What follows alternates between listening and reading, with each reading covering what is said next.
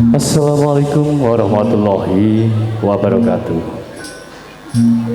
Nugroho miwaselasaning Gusti ingkang hababar kabagyan, katentreman kaluhuran, mugi tansah kajiwa kasarira dumateng panjenengan sedaya sakulawartine sagung dumadi. Nuwun dumateng para alim ulama ingkang hanggung kula sagung fatwanipun. Para sepuh pinisepuh ingkang taat pinundi-pundi Panji ingkang nulya panjenenganipun keluarga agung Bapak Eko Setiawan Ibu Desi Kurniawati minangka ingkang hamengku gati. Boten kata lumpen dumateng para kadang strenada saking keluarga sandiwara barengan singa wekasan budaya. Mugi para lenggah kakung Sumawana Putri minggahing sangya tamu ingkang hanggung winatu suka rahayu. Alhamdulillah titiari kalenggahan dalu punika saged nyawiji mangayu bagya wontenipun adicara tasakuran walimatul hitan putra saking panjenengan hamengku gatino inggih Kenang Bagus Hilal Abiyu Jamail. Mugi sasampunipun hitanaken pinaringaning gadangan wangsul malih wonten dampar pilangan dadosaken putra ingkang saleh ngabekti tiyang pagamilan migunantu prab nusa bangsanipun. Titiari kalenggahan pargian punika kepareng para lenggah kakung Sumawana Putri angestrenipun napa ingkang dados wigati panjenenganipun Bapak Eko Setiawan Ibu Desi Kurniawati netepi adating tanah Pulo Jawa adicara pangruwatan kepareng kula nepangaken paring nomor Raden Bedul dening sisian kula sanggar pamujan Raden Tembung paring asma. Titiari kalenggahan pargian dalu punika kula aturi tumuju wonten ing tlatah Badongan Tumpang Krasa. Nggih sang ngadheping tlatah Kramban Jinaturata kajawi ngudarasa ugi wonten udakara wigati kang bakal kula teraken. Dening titiari kalenggahan pargian resa sadereng saged jumenengipun Raden Tembung. Mbok menawi kanthi tetembangan ing badhe kula atur ngesamake jumenengipun Raden Tembung wonten ing papan pahargyan.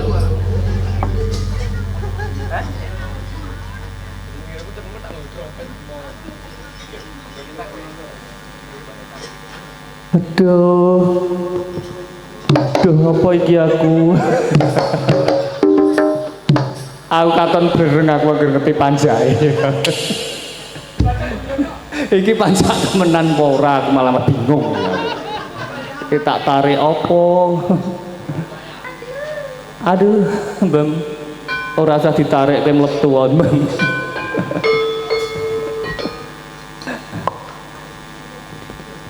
Iki tetep gandrung. Aku kok izin. Kok bose. Hah? Piye, Bos? Aduh wong ayu bebujaning ati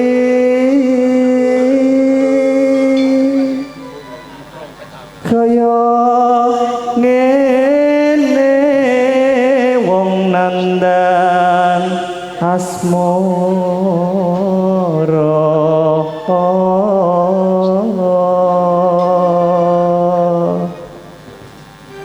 apa to awakku dhewe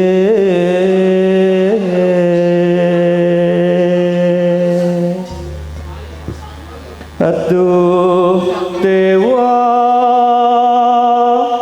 Jawa takon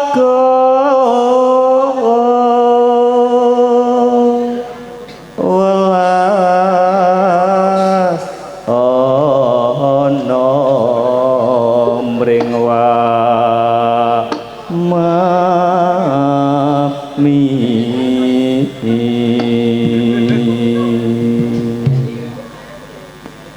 besok kapan kasembatan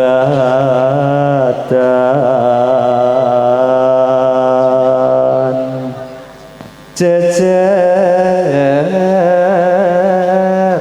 wong ayu umpama sira nakuda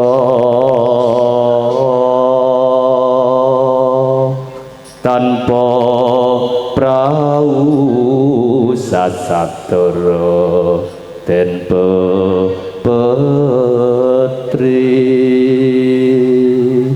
nyidam sari as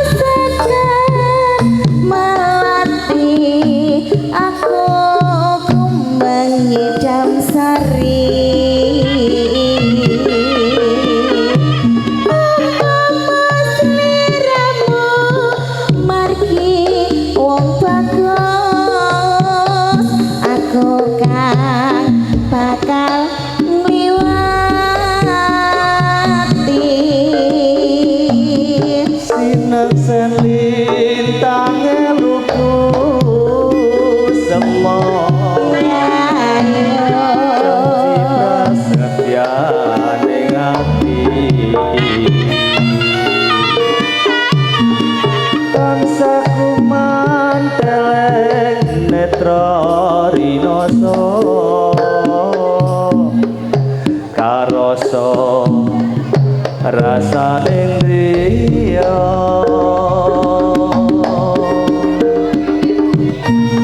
medana sak jagat raya kali ngono ukiran samudra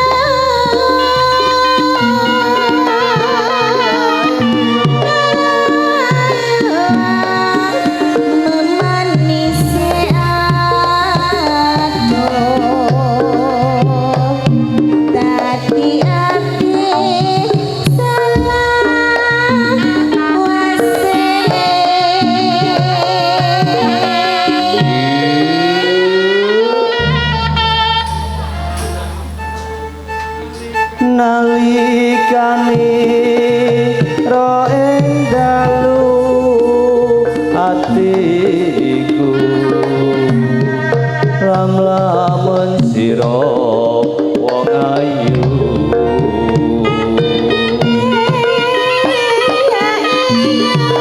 nganti mati ora bakal lali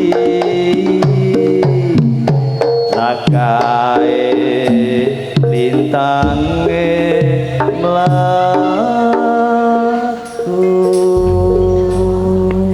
anggih Kakang Pendut jenengan menika nimbali kula kanthi lagu Nyidam Sari menika dados kemanah ayun wis dadi kasunyatan yen to iki dina sliramu tak antu-antu ora mung nglegani jroning atiku lomba ning Asmaranata keluarga ana nebut kae tetembungan garwa sigarane nyawa ora katon sak gedheping netra gawi kangening sajroning dada nggih wis dadi kasunyatan ora iki dina mung tansah mundha-mana marang sliramu aku ya pengen prasetyaku iki dina tanpa luntur ginjanging sakrekma muga wae awak dhewe tansah atut runtut nganti kaken-kaken ninen-ninen anggih menika ingkang dipun suwun dipun puji mugi-mugi anggenipun bebrayan menika sakinah mawaddah warahmah kados Mas Eko menika lak ngoten to wis dadi kasunyatan iki dina ora tak selaki ukara kang wigati bakal tak aturake marang sliramu yen to kasunyatan iki dina aku netepi apa kang dadi sesantiku ewa semono babat tawasan ing tanah Jawa nggih nawala tiban utawa cecala iki awak dhewe kudu madheg adicara pangruwatan netepi adat ing tanah Jawa. Kinten menika? Oh, kados mekaten. Amangkana tetembungan kae sapa sinampiran jejiban kudu piyayi kang sepuh ora mung sepuh ya swane uga sepuh babakan kawruh. Leres. Kaya kang mangkono iki dina aku bakal njaluk wawan rembugmu supaya aku nampa jejiban kanthi lega ning ati. Kakang Pendhut panjenengan kalian kula menika lak nggih tasih ketingal muda taruna mbok menawi panjenengan nyarujuki pripun yen to kula kalian panjenengan sakmenika clamor laku gantos jejuluk Kakang? Wis dadi kasunyatan aturmu kaya mangkono mbukaing pamikiranku nampa jejeban kanthi nglamur laku kahanan mangerteni yen to piyayi sepuh mijil kakung kae yen to tanah Jawa sinebut kaki dalah kang wadon ini wis jumbo kahanan iki dina awak dhewe ganti jejuluk kaki legek dalah ini legek kaki legek dalah kula sakmenika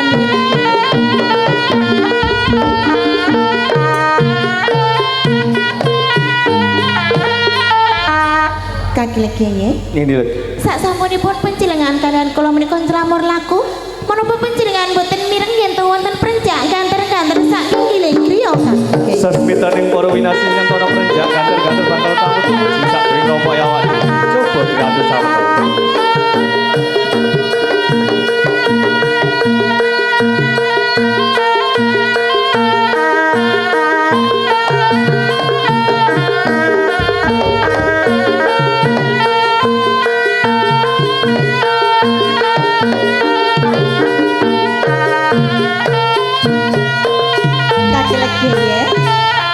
ini lagi leres to prenjak sing ganter-ganter tantasan saya banter menika wonten tamu ingkang rawuh menapa kaki legi sampun tepang tamu menika saja iki dina aku durung pono babakan tamu tumuju sakjroning awak dhewe bakal tak purba amrit rewaca kang dadi wigatine semoga kaki legi ya. Assalamualaikum warahmatullahi wabarakatuh. Waalaikumsalam warahmatullahi wabarakatuh. Nuwun sewu Bapak tuwin Ibu. Boten ateges wetamu ing kahanan pahargyan dalu punika. Kula badhe nyuwun pirsa dumateng panjenengan sami. Panjenengan punika paring asma sinten saking tlatah pundi? Hilal Abiyu Jamail. Jenengan Eko Setiawan. Bapak Eko Setiawan, Ibu Desi Kurniawati. Leres nggih saking tlatah Badongan. Badongan. Nggih menika tumpang krasak. Dukuh Badongan. Oh ngaten. Nuwun sewu Bapak Eko Setiawan Ibu Desi Kurniawati saking tlatah tumpang krasak dukuh Badongan. Kula pun kaki legek dalah punika sisian kula ninitke. Anggenipun panjenengan sakluwarga tumuju sadurung rompok kula mengko wigati punapa. Non sewu dalam talangatipun Bapak Eko Setiawan setunggal silaturahim kaping kalih badhe nggih menika maringke utawi nitipke wonten kaki legek lan legek saking menika saking ngruwat raganipun adik menika Hilal. Nuwun sewu Bapak Eko Setiawan Ibu Desi Kurniawati. Anggenipun panjenengan sakluwarga atur silaturahmi kula tampi kanthi asta kekalih tambah pasederekan tumrap tiyang sang tanah Jawa Pak nggih. Mengko wigati ingkang angka kalih netepi adat ing tanah Jawa. Panjenengan badhe nglukar Sukerta putra panjenengan ing titiari kalenggan nandhang Sukerta sakjroning jiwa lan raganipun. Kepareng kula menika lumantar nyuwun dhumateng Gusti Kang Kuwasa Lukar Sukerta putra panjenengan. Nuwun sewu Bapak Eko saha Ibu. Anggenipun panjenengan pasrah putra panjenengan napa sampun ikhlas lair terus Pak? Ikhlas lahir. Ikhlas nggih, ikhlas putra panjenengan kula tampi. Nang mawon. Nggih. Neng kene dadi Pak mbek apa duwe Pak mbek Ibu badut nah. Lah wong lanang pupuran kok aku jane ya isin. Heh? Ning ora nek pupuran aku ora dibayar.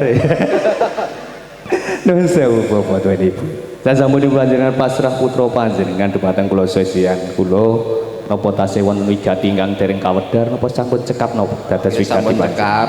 Sajak panjenengan gati-gati badhe kondur tumuju pidalem suwang-suwang kota saksu genderakan kondur rahyune wassalamualaikum warahmatullahi wabarakatuh. Waalaikumsalam warahmatullahi wabarakatuh.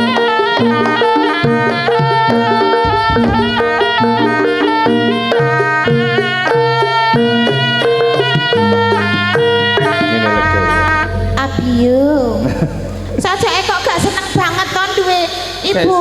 Ini lho Iki Hilal apa Abiyu? Aku Abiyu. Aku Hilal. Ya wis, Hilal Abiyu. Oh, Seneng po mboten duwe ibu ini legeye. Lho lek dandan kawit bar subuh lho. Seneng mboten? Kowe kok trimo ra ngono? Hah? Seneng nih terpaksa. Ngono. Heeh. Kok aku kok nek ora muni seneng kok aku gak diruwat. Aku iki metak emperno kecilikanku. Kok cilikane panjenengan ngene iki Lho to? cilikanku ngene iki. Lho. Kok Ning bedane. Kok iki api iki putrane jenengan karo Bu Desi. Ya ora ngono Aku to. Sujono. Prapto ngono Sujono. Ngono. Cilikanku ngene tapi aku rak meneng lho. Nek ditawani ibu ngene, seneng deh ibu aku langsung seneng langsung mek gelas. Abiyu, seneng mboten duwe ibu Nini Legeye. Seneng. Ngelak mboten, ngorong mboten haus. Enggak. Badanku nek muni haus ki apa tak mii ngono lho. Kowe mau ngomong nek ditari ngelak ngono, sing ngelak sapa? Tak wakilno bapak ngono. Dadi aku iso ngelak.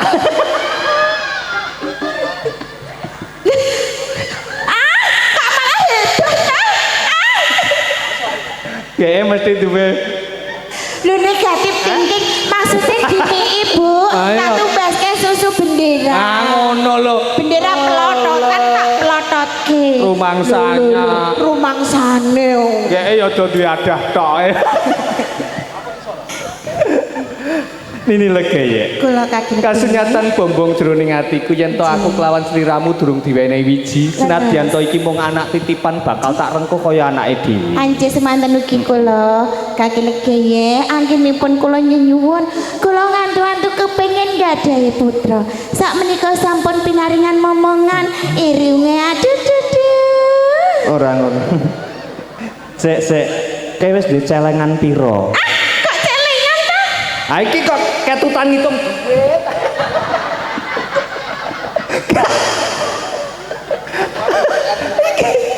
Nang ngitung duit sesuk. Ngenteni kono. Tak cekelane tangane. Loh, nek ngene macem wong mek kelangan. Lho mboten kelangan.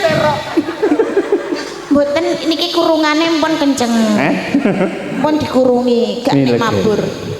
Bunga ya bunga ning aku eling welinge bapa Eko so Ibu Desi kae. Nggih. Yen to kasunyatan putrane Ki Hilal Abiyu Jamail iki Leres. duweni sukerta sadurung jiwa lan ragane utawa klilip kae. Nggih. Mula saka iku aku wis samapta ing diri siaga ing kati. Nggih. 7 dina 7 bengi lawase nyengkerke wujuding janur ana ing gedhong pusaka. Oh, dados janur kuning wonten gedhong pusaka menika panjenengan sengkerke kados mekaten. Kasunyatan mergo aku entuk cecala bakal adicara pangruwatan iki bakal tak kalungkune janggane supaya kalih seru bedane ring sambikala. Oh, kados mekaten. Coba kae pundhutna wujuding janur. Nggih, ngestakaken dawuh.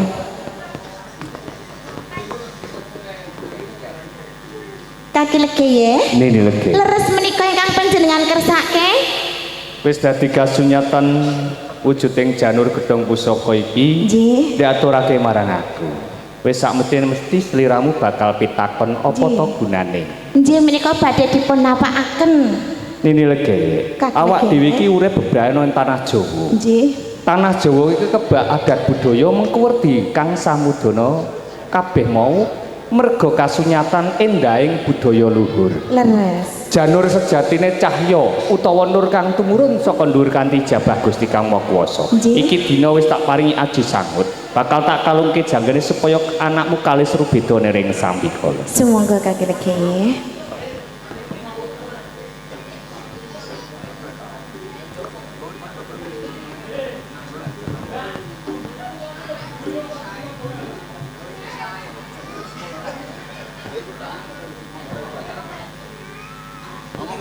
Kaki Legeye. Nini Legeye. Sak sampunipun Abiyu menika panjenengan kalunge arupi janur kuning. Lah kok pasuryane tansah cumlorot tambah sumunar Kaki Legeye. Wis sak mestine merga iki dina nur utawa cahya wis nyawiji ning jiwa lan ragane anakmu. Nggih. Disawang pasuryane katon cemlorot katon Terus. baguse. Nggih. Merga iki kabeh wis kaijabah dening Gusti Kang Maha Kuwasa. Iki dina ewang-ewang aku manuku puja dening Gusti Kang Maha Kuwasa anakmu bakal tak lukar sukertane. Nggih, sumangga Kaki Legeye.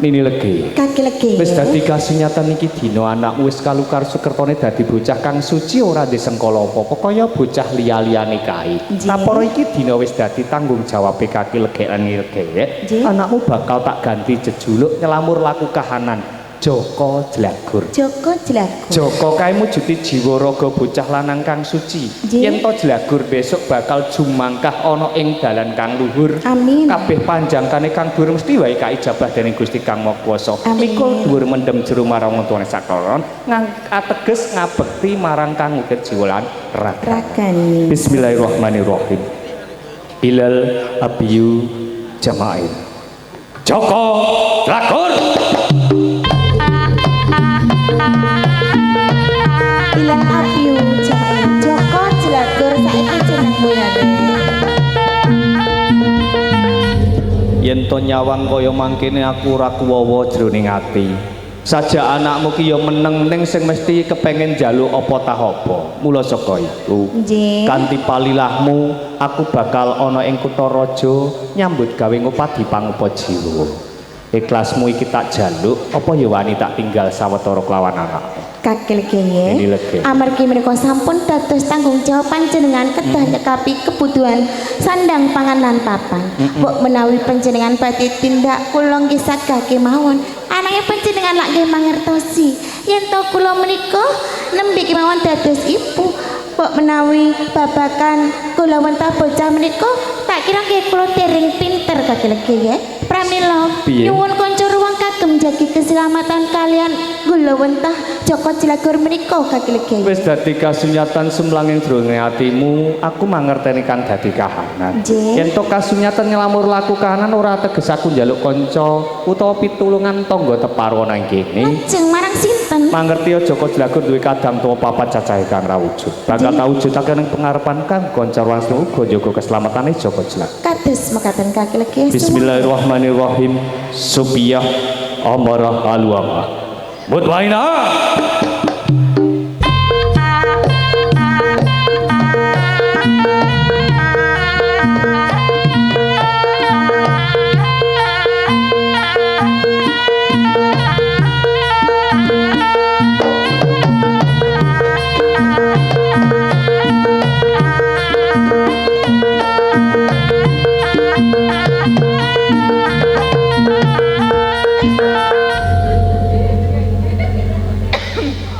Subiyah marhal wa malan kowe mutmainah.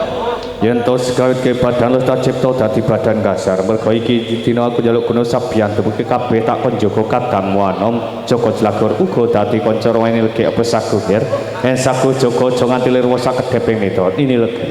Langkung nganggo ngupati pangupa jiwa kebutuhaning keluarga. Keselamatan tak sampeno ing pundak. Ning dina aku meling.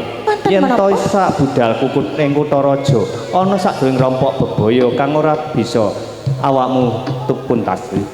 Gedruk lemah kaping 3 undang jenengku. Krasa jroning ati bali tumuju sadurunge rompok. Ngestakaken dawuh sewangan antum selamat ini. Atus-atus kaki legi.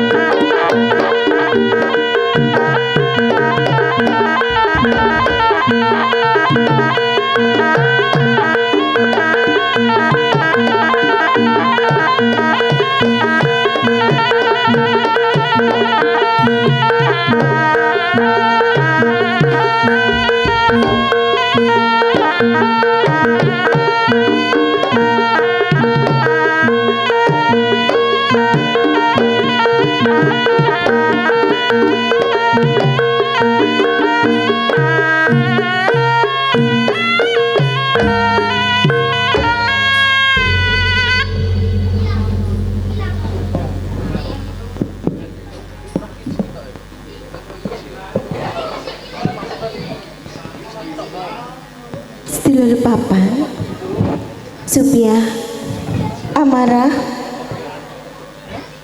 mutmainah lan alwamah kawuh tinimbalane nelek kiye tak sawang-sawang lho kowe padha jagongan sedulur papat banjur sedulurmu anomku yana ning ngendi tamangka kuwi ditegake katimbalan dening kaki legeye kuwi lak yo duwe kewajiban yen to kuwi kabeh sedulur papat kuwi kudu sabiyantu marang niri legeye momong lan jaga keselamatane Joko Jlagur coba mbak menawa Joko Jlagur kayana ning pepungkuran undangan supaya Joko Jlagur kuwi padha jejagongan kelawan niri legeye uga kowe sedulur papat ngeten lho Nini sekawat wau lak kula dolanan gegojekan saantawis kelan kadang anom kula si Joko Jlagur bener ing mriku kula sak kadang rumaos saya ngantuk sak liyepan ananging kula tangi kula toleh yen to kadang anom kula menika murca rene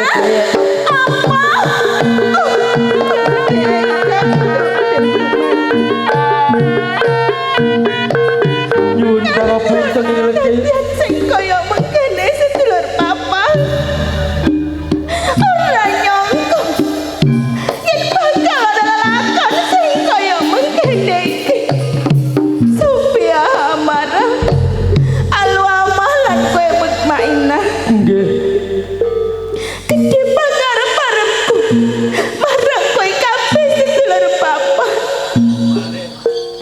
kowe bisa sabiyantu momong lan jaga putraku si Joko Jlagur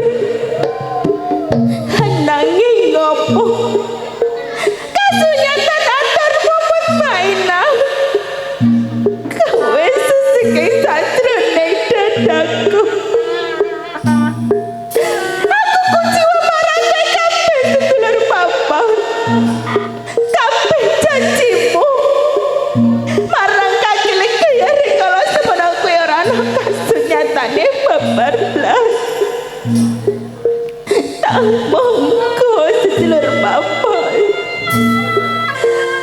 kabeh mangerteni yen tak Joko Jlagur kuwi putra sing tak atu-atu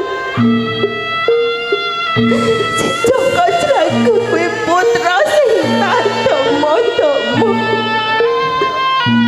kenakku banget kowe kabeh sedulur papat karo aku tanggung jawabmu kula ingkang saged tanggung jawab Mupati murcane kadang anom kula si Joko Jlagur Mutmainah dawuh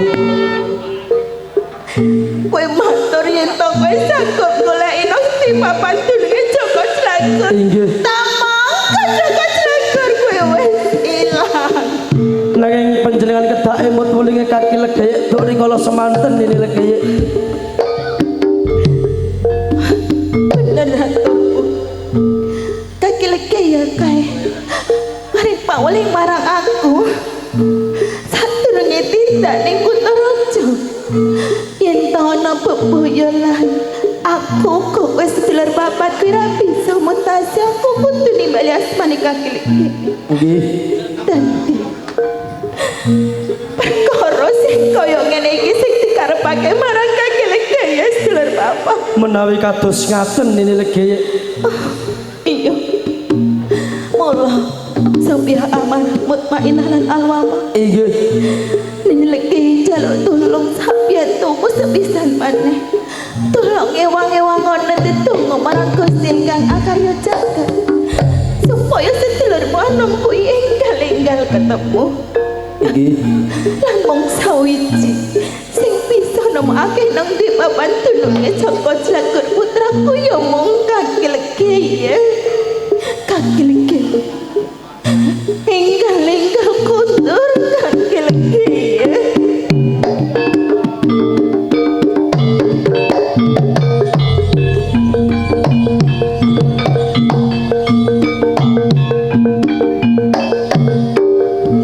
ini lagi kaki legeye semendal semlang jroning atiku sekawit lupati pangupa jiwa kanggo kebutuhaning keluarga pedhut liman sak wring rompoke awak dhewe anggonku bali nyandung nyripet kasunyatan mangerteni kadang tuwa papat cace padha sedih jroning atine sliramu tawang tangis kaya mangke sejatine ora kedadean apa lagi Ini lagi. saktiring matur nyuwun agung ing pangapunten. Sajak beda iki dina kuwi padha. Samangkene atur kula menika dadosaken panjenengan duka kaki lagi. Aturmu tak antu walaka wae apa kang dadi kedadian. Panjenengan sampun masrahaken keselamatan Joko Jelagori teten kula uga sedulur papat ananging. Ananging kepiye? Kasunyatan menika boten kathah ingkang kula kersake dinten menika. Janjane ora kedadian apa? Joko Jelagor. Lagi-lagi ya. Lagi-lagi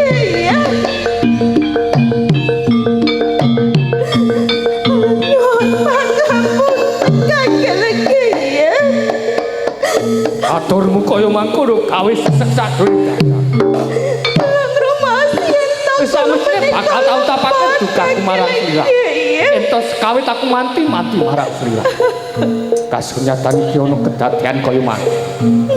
Kamu kok kadang tuwa papat cacahe sago. Jaga keselamatane Joko Jelagor. Kula dening saged dados ibu ingkang sampurna kaki-lagi ya. Ini lagi. Aku ora kuwowo. Mandeng sliramu tawang tangis kaya mangke. Yen to kasunyatan iki dina aku go eling.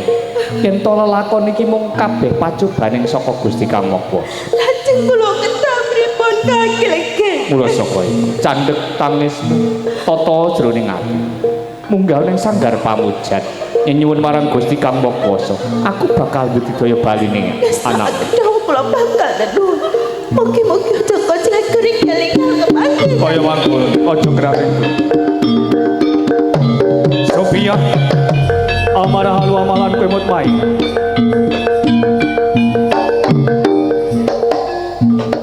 Ora teges iki dina aku ora duka marang jeneng kowe kabeh. Yen to sekawe kuwi muni saguh jaga kadangmu anom. Ning kene iki dina kowe malah nggawa ana celeng kok mujude ndase glondong bakso.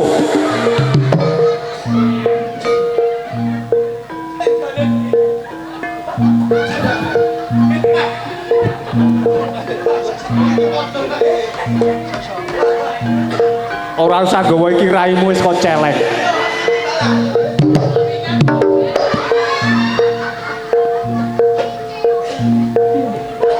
Yen sekawit kowe muni saguh jaga kadangmu anom kasunyatan iki dina anis saka dampar kamandanu. Sing iso ngomong kene. Aku ora iso. Lah iki mau kowe ngomong ta ora? Mutmainah. Kowe kang duweni aji ganda pangrasa lan panglima kan.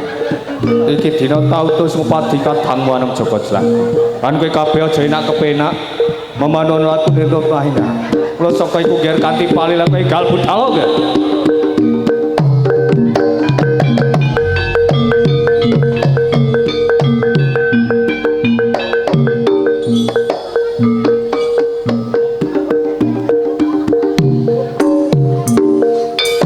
Sophia hamara halu amalan kowe Mutmainah. Kini wani bali ing pengarepanku kasunyatan tak kon nggo bali kadang. Ngalah kapara ngirit kewan gegirisi kaya mangke. Leres mriyo kang nyidra kadang anom kula si Joko Jelagor kaki. Dadi kewan iki kang nyidra kadangmu ana. Yen kaya mangkono banget panah iku. Badan kasar iki dina bakal tak balekake dadi badan wis maneh supaya bisa kanggo kekuatane kadangmu ana menawa sadurunge kok. Mula saka iku ngger mlebu sadurunge kok karbane kewan gegirisi.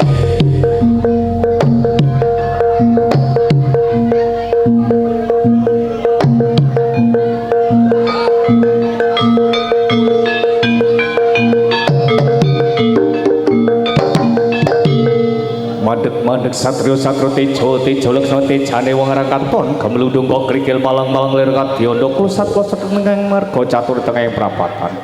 Dene iki dina kewan gegirisi yen to jeneng sira bisa tata jalma sapa kang dadi dasanama ber.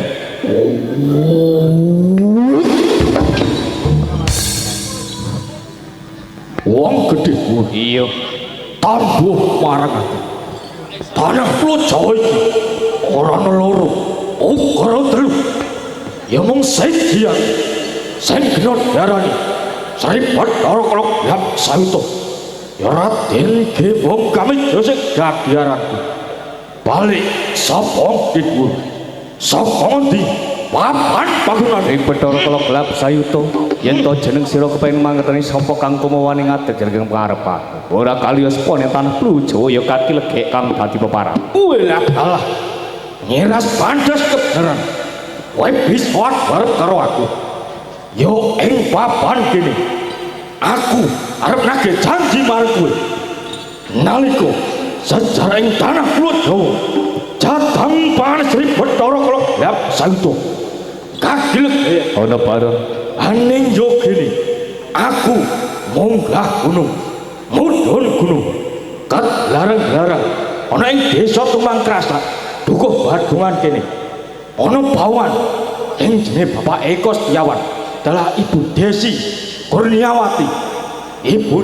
Kurniawati hang duweni putra Hilal Abiyu Jamail tak gagah kala mangsa tak terima ora bisa aku tak gigit ora bisa lebut rasane panas pedes berat kowe mosok bawe kak legi ing Bathara Kala Sayuta dasar dadi dredah ana sakjroning rompokku ora kaliya pokal gawemu anggonmu netepi jadang pangtiti sing bapa adami kang nandang Sukerta kanthi gondo pangrasamu olah sewu ing pranalan pintamu yen to sajroning netramu mangerteni yen to Hilal Abiyu Jamail putra saking maneh Ibu Desi Kurniawati kae duweni Sukerta sajroning jiwa lan ragane iki dina kasunyatan dek goglok dek mangsa wis dadi jamak lumrahe ing kasunyatan apa ki dina Sri Bathara Kala Sayuta lali nalika babat talasa ing tanah Jawa kae entuk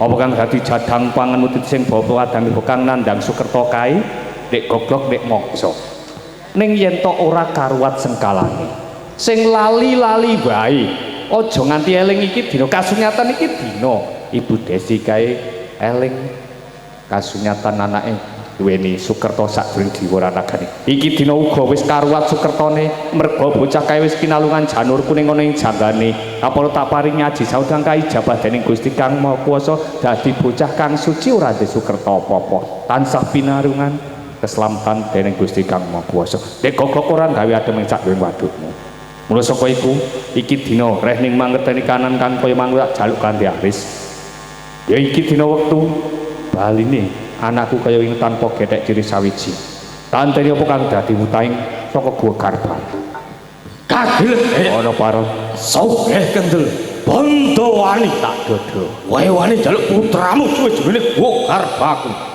apa kaltanmu apa iki dina Sri Bathara Kala Sayuta jaluki babono jaluki tetep busan minangka gandine putramu apa sagum nang kani gajah enteng sinangga abot anggur bakal mulungake anakku sakjroning goga yen to kasunyatan tinimbang lutaing ludira ing papan kene kamban kabesering gembong kami jero dadi Sri Bathara Kala Sayuta tetelukane bocah ireng cemane lukur sak kembraning dudu jagaling manungsa sesampining tanah Jawa memayu hayuning bawana langgeng tinitah saka Gusti Kang Maha Kuwasa kang ateges urip lan pati hake Gusti Kang Maha Kuwasa kowe kelawan aku mung tinitah ing alam donya syarat sarana ing donya iki ana kawujudan apa kang dadi pandhala bakal tak pinangkani Mas Picis Raja Brana busana kang pating gebyar bakal tak cepakake ugra njaluk tumring lintang lawan rembulan kagilek ana paran rono bobokmu lan lekno mripatmu aku ora njaluk Mas Picis Raja Brana aku ora njaluk busana sing pating gebyar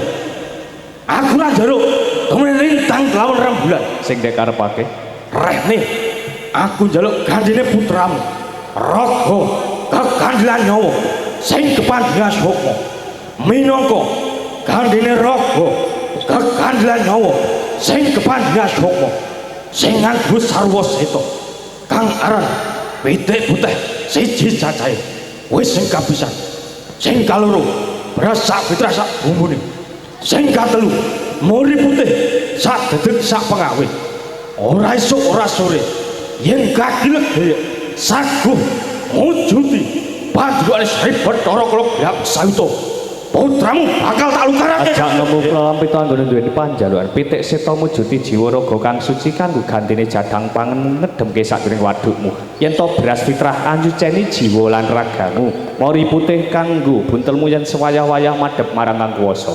Wis kawujudaning donya iki aturus pono tanah plu Jawa kena ndek ugeme enggal utana anakku sadurunge Gokarsa. Kagelek Ana barang yen mangkono panjalukanmu ora usah kesuwen. Saiki putramu suwe durune Gokarbaku. Mundhur sak jagat tampano. bakal tak tambani kandhap.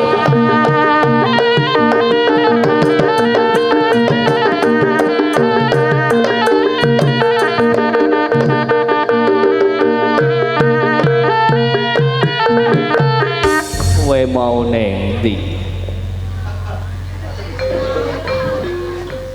Nini lagi enggal juga ranggolmu Smeti yen to kasunyatan iki dina aku balik lawan anakmu Joko Jelagur. Kaki legeye. Duh, kaki legeye. Menika api yo kaki legeye. Ngawur. Hah? Hilal. Hilal. Joko Jelagur. Anak. Kaki legeye.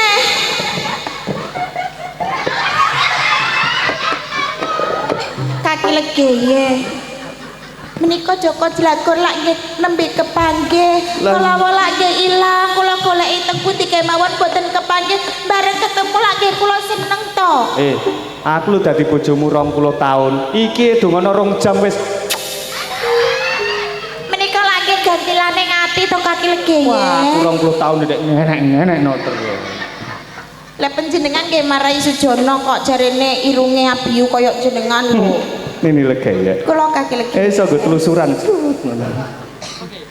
Yen to kasunyatan iki kabeh wis kaijabah dening Gusti Kang Maha Kuwasa. Nggih. Baline anakmu kok sekawit tanpa gedhek diri sawiji. Nggih, Mas, Lakon iki kaki legaya.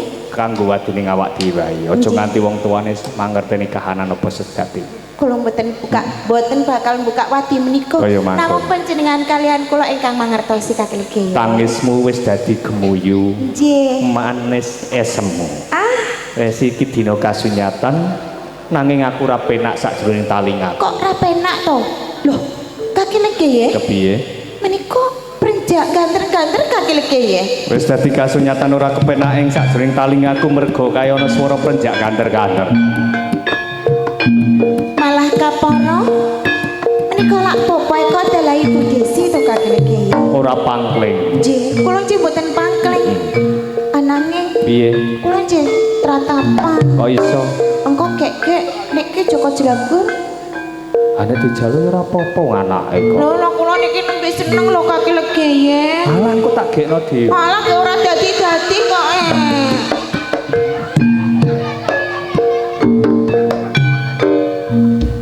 Assalamualaikum warahmatullahi wabarakatuh. Waalaikumsalam warahmatullahi wabarakatuh. Mboten pangkling Bapak Eko Setiawan, Ibu Desi Kurniawati. Ning damel kageting manah kula, Pak, Bu, jenengan lho Pak Eko. Aku kok nggawa dadatan ndek kira bojoku wedhus tapi.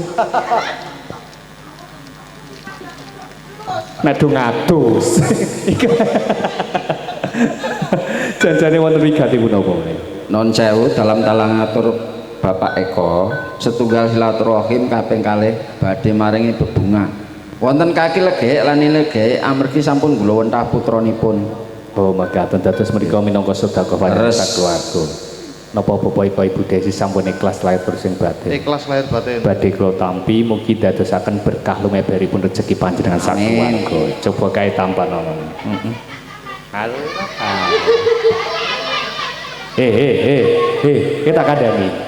Tase iku akeh catetane. Sing kudung ping ditulis. Kudung ireng ditulis lah kowe wak bingung malah ngejoli. Nuwun sewu Bapak Ibu, sasampun panjenengan pasrah sedekah tumrap kula sesian kula. Titiari kalengganipun badhe ngajak kondur putra panjenengan. Leres. Janjane wonten wigatipun apa? Kapan tuh? Lho, Kamis. Bijang Kamis pun islamaken. Oh dipun badhe dipun. Mat, lho lara lho, tenan ki lara. Kan tenan ora? Ki lara. Kaya tau nglakoni. Lah, sunat ki ra lara. ning aku mau mindu. Sewu. Saderengipun badhe ngajak wonten putra panjenengan kula badhe masrahaken wujud janur dumateng panjenengan sami.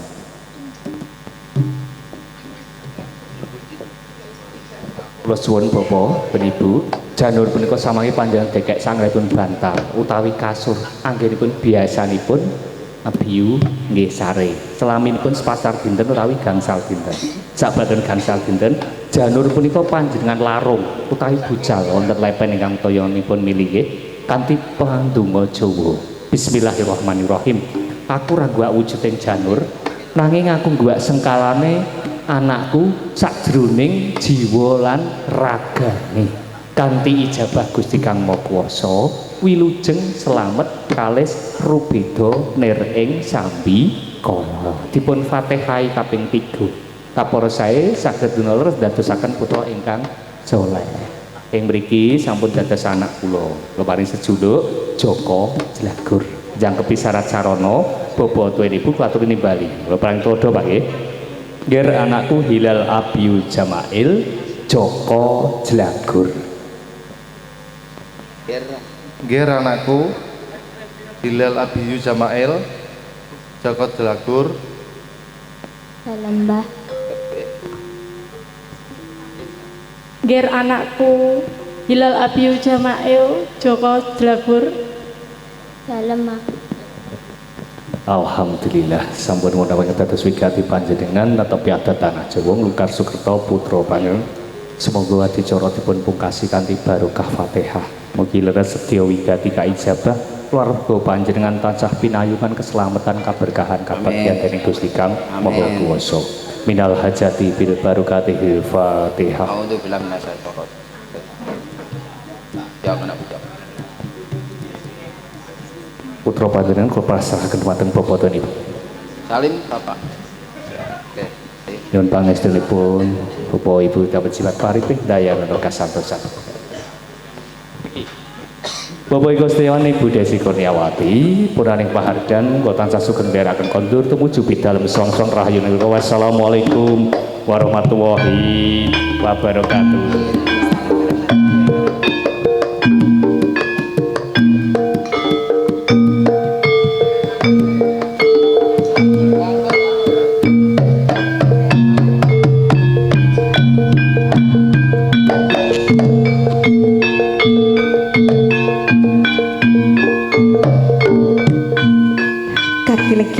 Ini lagi ya. Nembe kemawon kula menika seneng banget gadhahi momongan ananging nggih badhe pripun malih momongan ingkang sampun kula kalian panjenengan kula watakala dipun pundhut malih kalian tiyang sepuhipun. Tak jarwani Nggih. yen to urip rezeki jodoh lan pati iki mung Gusti kang bisa paring kersa.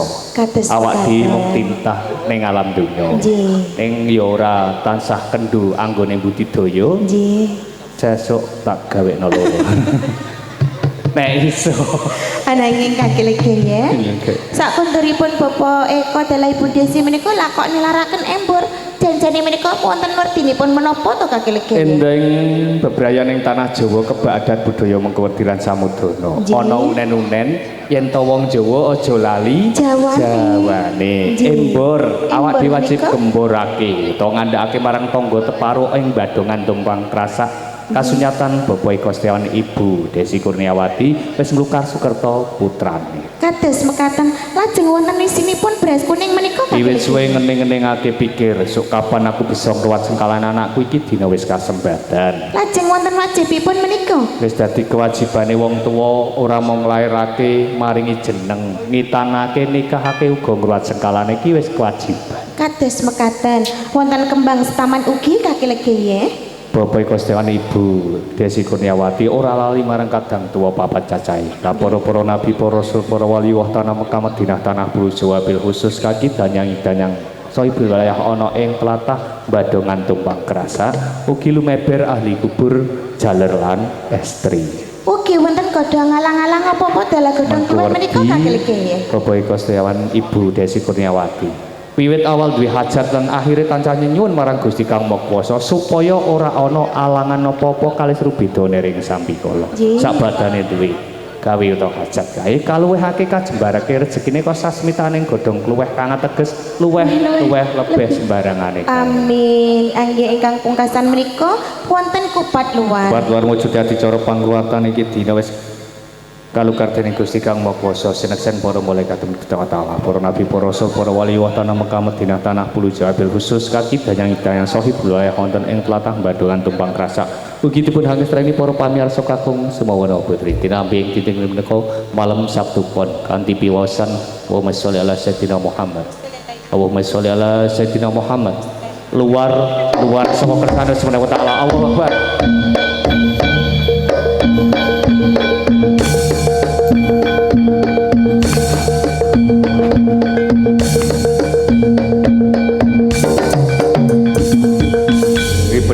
Kelap sayuto ora teges aku lero aga perang dadi panjer kasunyatan bakal tak wujud ning aku njaluk sabian tunggu saguh yen kaya mangro lan wangine sabetri Bathara Kala kelap sayuto lakon jaga keslametane daleme bapa Gusti Ibu Desi Kurniawati yen tono nganti bebaya kang bakal ngridu saka lor tak apa saka kidul balik ing alor bebaya kuwi saka wetan tak balik ing wetan kang ngridu saka kidul tak balik ing kidul kang bakal tumama saka kulon tak balik ing jer papat wis adepe ateges Bathara Kala kelap sayuto jaga keslametane daleme bapa Ibu Desi Kurniawati Rina lan yen to ngisor lan dhuwur tansah pinayungan keselamatan dening Gusti Kang Maha Kuwasa raga kanthi lan nyawa kepanjenengan sukma seta wujude siji cacahe mundur sapcak bakal tak pinanggani